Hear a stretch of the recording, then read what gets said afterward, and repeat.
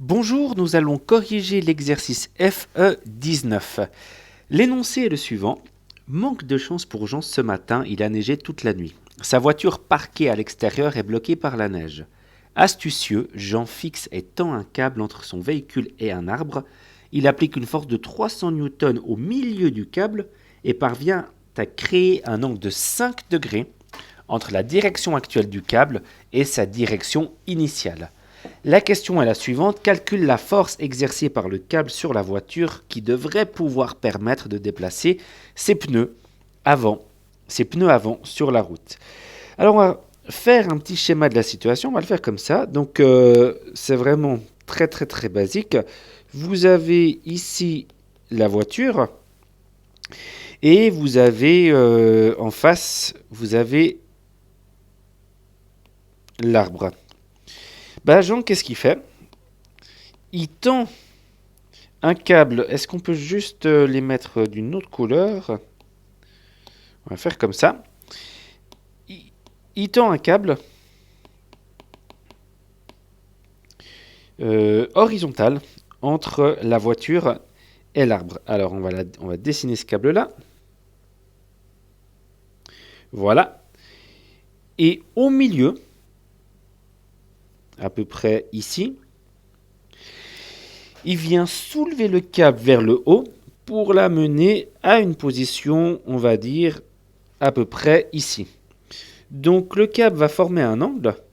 Donc on va redessiner le câble après que Jean lui a tiré dessus. Voilà.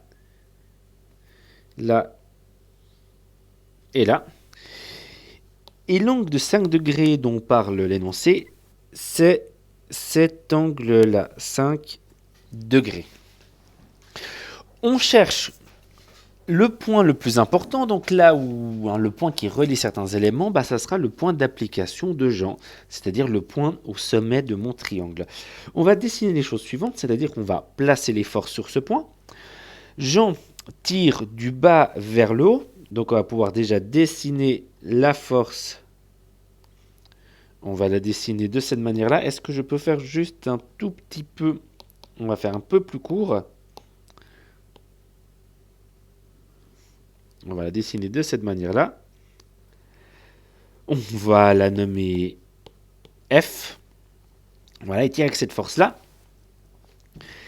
Et on va dessiner, on va compléter ce schéma avec toutes les forces qui s'appliquent sur le même point d'application que la force F. Si vous avez de la peine, vous pouvez toujours faire la même chose, c'est-à-dire, je vais le faire en brouillon, après j'effacerai, dessiner la force égale et opposée à F, donc moins F, et ensuite décomposer cette force sur les deux droites d'action qui sont en fait les cordes, c'est-à-dire que sur cette droite-là, vous en faites une parallèle et vous arrivez à un point d'intersection. Et vous faites la même chose de l'autre côté, sur cette droite-là, vous en faites une parallèle et vous arrivez à ce point d'intersection. Toujours des parallèles qui passent par le bout de la force moins F, de la force en trétillé. On a le droit de faire ça parce qu'on suppose toujours que le point d'application de la force F ne bouge pas, c'est-à-dire qu'on est dans une situation à l'équilibre. Sinon, ce qu'on vient de faire, c'est-à-dire le parallélogramme des forces, n'a aucun sens. Alors, on a trouvé nos deux points, et du coup, on aura une force ici, et on aura une troisième force là. Alors, ça c'est pour la construction si on est un peu perdu. Si on peut déjà anticiper ces deux forces, on n'a pas besoin de faire tout ça, vu qu'on travaille en croquis, et on peut simplement faire une force ici, et une force,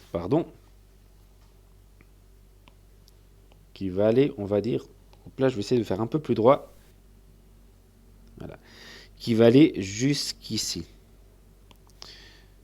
Et ces forces-là, on va les nommer.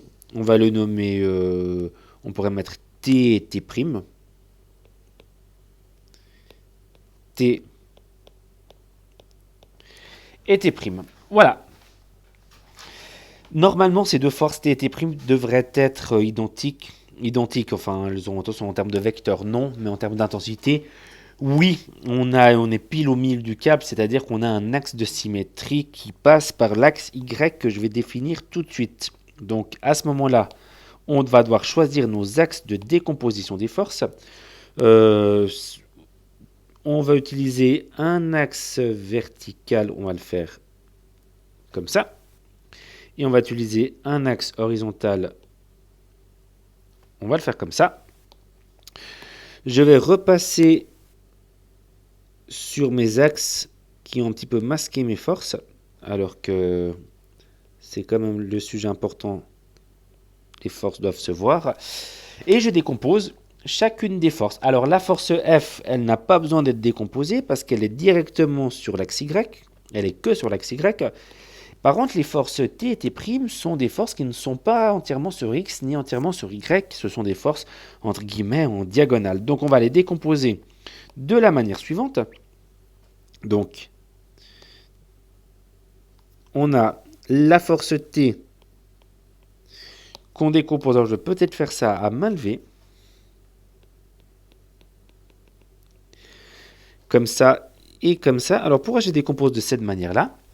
Eh bien, parce que l'axe X, il est horizontal, donc je fais une parallèle à l'axe horizontal qui passe par le bout de T. Et je fais une parallèle à l'axe vertical qui passe par le bout de T aussi.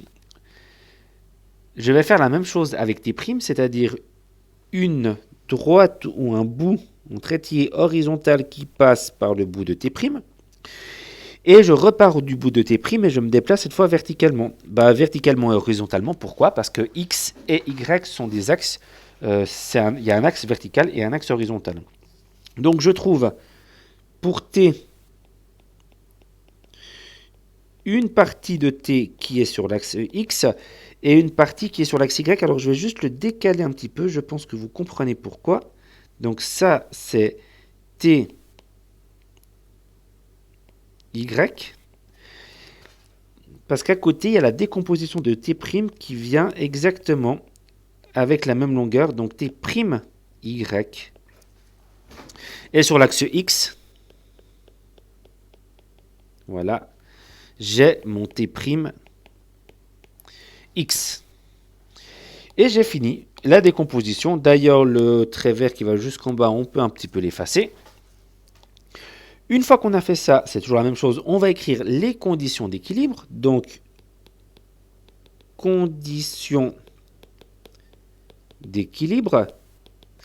On les écrit de la première manière sous forme pas développée. C'est-à-dire que on utilise des X et des Y. Je m'explique, c'est-à-dire que sur l'axe horizontal et l'axe X, alors on peut déjà marquer sur X même si ce n'est pas nécessaire, on n'a que deux forces. On a cette force-là qui tire sur la droite, T'X, et cette force-là, Tx, qui tire sur la gauche. Donc ces deux forces-là doivent être identiques, c'est-à-dire que excusez-moi, on a que Tx est égal à T'X. Et verticalement, contre le haut, on a la force F, et contre le bas, on a deux forces. On a Ty et T'Y. Et donc, quand on a deux forces, on a un équilibre en termes de somme des forces. C'est-à-dire, ce qui tire contre le haut, F, est égal à la somme de ce qui tire contre le bas, Ty plus T'Y. Voilà, les conditions d'équilibre sont posées. Et maintenant, il faut les développer un petit peu. Alors, comment est-ce qu'on les développe? En utilisant de la trigonométrie. Donc, je dois repérer un triangle rectangle dans mon schéma. J'en vois en tout cas 4. Je vois un ici, avec l'angle droit là. Un autre juste en dessous, avec l'angle droit ici. Et la même chose de l'autre côté, un troisième triangle rectangle là, et un quatrième triangle rectangle ici. Alors je vais effacer tout ça. Moi j'ai juste besoin d'un triangle rectangle. Alors je vais peut-être utiliser, on peut utiliser peut-être celui-là. Et petite chose, avec ces reports d'angle qui sont jamais évidents, alors on peut le faire visuellement, mais cet angle de 5 degrés se retrouve ici. Là on a aussi 5 degrés. Donc si vous voulez agrandir ce petit triangle, on va peut-être le faire ici. je ne sais pas où. Ce qu'on peut peut-être faire, c'est de décaler toute cette forme. Voilà. Et je vais redessiner mon triangle. Donc ce triangle-là, je vais le dessiner à droite, de manière un peu plus grande. Donc horizontalement, j'ai un TX. Verticalement, j'ai un TY. Et ici, j'ai un T. Alors, je ne vais pas trop m'embêter à mettre des traits pleins ou des traitillés. Et ici, j'ai l'angle de report de 5 degrés. Voilà. Horizontalement, ici, mon TX qui se retrouve là. Verticalement, alors ce petit segment-là, c'est le même que celui-là, évidemment. Donc, c'est mon TY. Et en diagonale, l'hypoténuse, c'est mon T. Donc, j'ai mon triangle rectangle qui a été redessiné un peu plus grand. Et ce qui est un peu plus simple pour faire ces calculs. Alors, je vais refaire en détail, c'est-à-dire que Tx par rapport à T, on doit toujours faire par rapport à T. Hein. Tx par rapport à T, ça sera relié avec le cosinus. Et Ty par rapport à T, ça sera relié avec le sinus. Je fais en petit, cosinus de 5 degrés est égal à Tx sur T. Donc Tx est égal à T fois cosinus de 5 degrés. Et on peut faire la même chose, sinus de 5 degrés est égal à Ty sur T. Donc Ty est égal à T fois sinus de 5 degrés. Voilà, alors ça c'est en mode, on va dire, un peu brouillon. Vous devrez être capable d'arriver à faire ça assez rapidement. C'est évidemment ces renversements trigonométriques. Et au final, qu'est-ce que j'ai? Au final, j'ai la condition d'équilibre, donc Tx, je vais le remplacer par T fois cosinus de 5 degrés, est égal à T'X. Alors, je ne vais pas refaire une deuxième fois, mais si vous travaillez avec ce triangle-là,